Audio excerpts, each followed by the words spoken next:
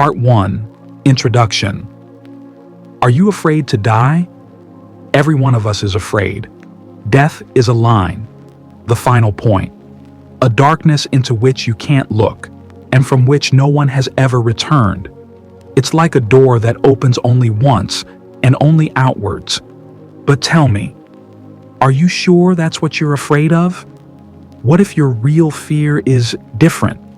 What if your fear is not of the end, but the futility of all the pain, all the effort, the fear, the love, the disappointment, the hope? Because death is just a switch, and a life without meaning is a prison without walls from which there is no escape. Every day you wake up, you do things, you socialize, you worry, and somewhere deep down inside you know. It may not mean anything, not to others, not to the world, and most importantly, not to yourself. And there you stand, living, breathing. But inside, there's an emptiness, uncertainty.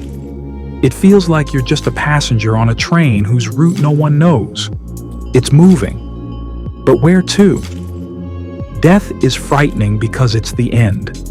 But meaninglessness is when there is no end.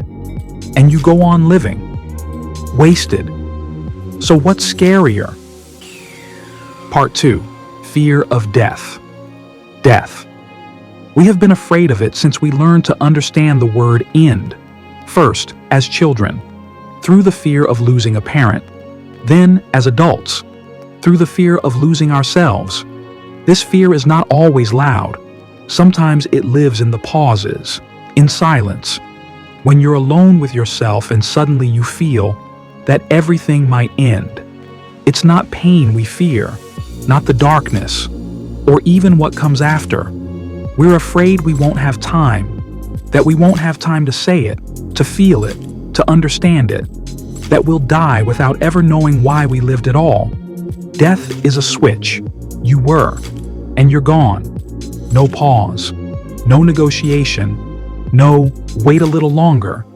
It's the fear of disappearing, like you never existed.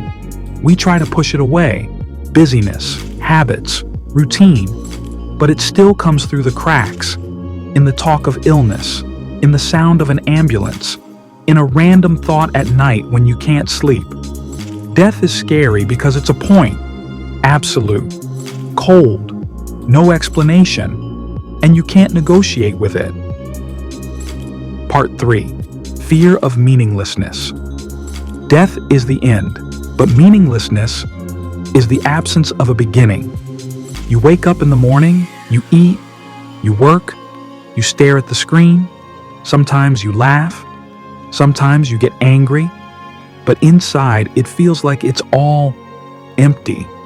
You don't know what it's all about. No one does. You can tell yourself for your family, for the future, for happiness, but at night, when you're alone with yourself, there's silence, and there's a question that won't go away. Why am I here? Not in general, but you personally, with your habits, your fears, your memories. Who are you without goals, without things to do, without a schedule? What would be left of you if you cut out all the roles you play? A life without meaning isn't just boredom. It's an emptiness in which you suffocate. Death can be accepted, but meaninglessness must be lived every day. It's like being locked in a black room with everyone outside saying, "Keep going, it's okay." So you keep going. But inside, you know there's nothing waiting for you at the end. And it's not the end. It's worse than that. It's a lack of direction. Part 4. Comparison. Death versus meaninglessness. Death is the end. Meaninglessness is the absence of purpose. Death is frightening in that it is final. You no longer breathe. You no longer think. You no longer feel. You just disappear, dissolve into silence. But death is still peace. You don't suffer anymore. You wait for nothing. You're out of time. And meaninglessness? It won't let you go. It's like a dream you can't wake up from. You're walking, but you don't know where you're going. You live, but you don't know why. Death scares the body. Meaninglessness scares the mind. You can run away from death. For a while. You can ignore it. You can avoid thinking about it. But meaninglessness lives inside. It eats you from the inside out, slowly, without screaming. You seem to be alive, but there's an emptiness inside that can't be filled. Death is the fear of falling, and meaninglessness is the fear that you weren't flying at all, that you were just standing still and pretending to move. Sometimes we're so afraid of dying that we don't even realize we've stopped really living. Part 5. Illusions of meaning. We cannot live without meaning. A person needs some kind of reference point, even if it is a false one. So we make up our own rules, goals, values. We pretend like it's all important. We build careers, chase money, look for love, making videos, reading books, accumulating knowledge, and all this to avoid hearing the silence inside. Because if you stop, if you just sit down and look inside yourself, everything falls apart. All that's left are questions. Who says this is right? Who says it's important? Who needs your life anyway?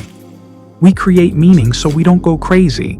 Like an addict creates the illusion of control. You live from one goal to the next without realizing they're all substitutes. You don't do what you want to do. You do what you have to do. What's expected. What everyone around you is doing. You wear a mask. You say the right things. But inside, you don't know who you are. Because if you admit that meaning is an illusion, you have to admit that your whole life is an illusion. And you're holding on with all your might. Because you know that if you let go, you'll start to fall. Part 6. Living knowing. Imagine this. You figured it all out. You've seen behind the scenes. You've realized that everything you do is running in circles. That no one knows why we're here. That there is no higher purpose. There probably never was. You're awake. And now you can't go back to sleep. What do you do? How do you live when you know that everything is meaningless? When you realize that all words, traditions, values are just constructs, temporary, fragile, invented by those who fear the darkness. You can go on living like everyone else. Pretend, play social roles, laugh, cry, work, plan. You'll do these things, but it'll feel empty inside because you already know. And knowing keeps you going. It makes every moment strange. It's like you're an actor stuck in a play where there's no audience, just you, and an empty auditorium.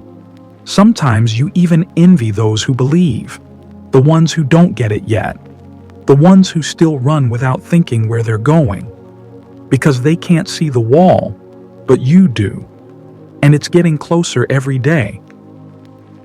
Part 7. The choice. Accept or break. When you know the truth, you are faced with a choice. It's not always obvious. It's not always conscious. But it is there. You can break. You can turn your back on life. You can say that if it's meaningless, there's no reason to act. You can extinguish everything in yourself. Go into the void. Become a shadow. Or you can accept. Accept the absurd. Accept the absence of meaning as freedom. If there is no meaning, then you're free to create it yourself. Not because you have to, but because you can. Not for reward, not for eternity, but for one thing, the fact that you're alive. Here. Now you can water a flower knowing it will wither. You can hug a man knowing they'll leave. You can live your life knowing it's going to end. And there's a strange power in that. Not blind faith, it's deliberate madness. To live in spite of everything. To take a step into the void and keep going. Part 8. What's scarier? Death is emptiness on the outside. Meaninglessness is the emptiness inside. Death ends everything. But before it, You can live. You can choose. You can love, create, destroy, make mistakes. Death awaits at the end, but it gives value to time and meaninglessness. It doesn't wait. It's already here. In every step you take out of inertia, every must that kills your want. Death is honest. She doesn't hide. It just says, it will be over. And meaninglessness whispers, it's already over. You just haven't noticed. Which is scarier? There's no answer. And maybe that's the point. Maybe the point isn't to conquer fear, it's about facing it, and not to look away.